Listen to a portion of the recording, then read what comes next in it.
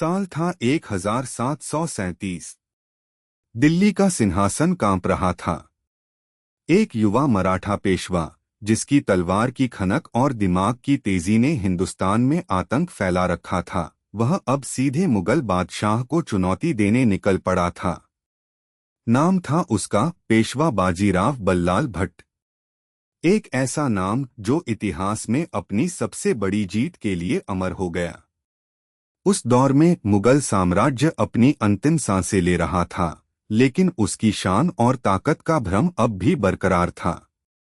दूसरी ओर छत्रपति शाहू महाराज के नेतृत्व में मराठा शक्ति तेजी से उभर रही थी, और इस उभार का सबसे बड़ा चेहरा थे पेशवा बाजीराव। उनकी रणनीति, उनकी गति, उनके गुरिल्ला युद्ध के तरीके ने दुश्मनों को हमेशा चौंकाया था। बाजीराव का सपना था अटक से कटक तक भगवा ध्वज फहराना।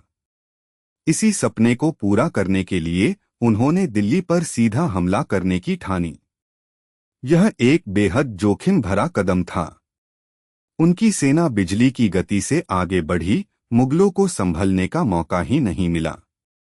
28 मार्च 1737 को बाजीराव की सेना दिल्ली के बाहरी इलाकों तक पहुंच गई। मुगलों के लिए यह किसी सदमे से कम नहीं था। मुगल बादशाह घबरा गया। उसने दक्कन के सूबेदार हैदराबाद के निजामुल मुल्क को मदद के लिए बुलाया, जो खुद एक ताकतवर और अनुभवी योद्धा था।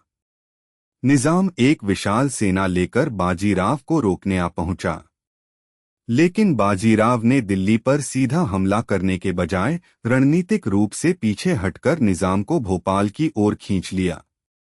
भोपाल के पास बाजीराव ने निजाम की सेना को घेर लिया। यह केवल एक युद्ध नहीं था, यह दिमागी शतरंज की बिसात थी। बाजीराव ने अपनी चिरपरिचित गुरिल्ला रणनीति का इस्तेमाल किया। उन्होंने निजाम की रसद काट दी, उसके सैनिकों को भूखा प्यासा मारना शुरू किया। मराठा घुड़सवार टुकड़ियां बिजली की तरह हमला करतीं और गायब हो जातीं। निजाम की विशाल भारी भरकम सेना बाजीराव की फुर्तीली सेना के सामने बेबस हो गई। कई दिनों तक चली इस घेराबंदी और लगातार हमलों ने निजाम की कमर तोड़ दी। आखिरकार जनवरी 1738 में निजामुल मुल्क को घुटने टेकने पड़े। उसे बाजीराव के सामने संधि के लिए मजबूर होना पड़ा, जिसे दुराहा सराय की संधि के नाम से जाना जाता है। इस संधि के तहत निजाम ने मराठों को मालवा की पूरी रियासत और 50 लाख रुपए युद्ध क्षतिपूर्ति के रूप में देने की बात मानी।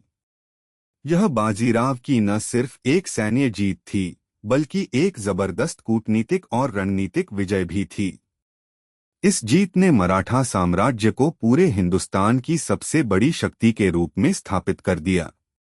पेशवा बाजीराव की ये विजय उनकी दूरदर्शिता, उनके साहस और उनकी अद्वितीय सैन्य क्षमता का प्रमाण थी।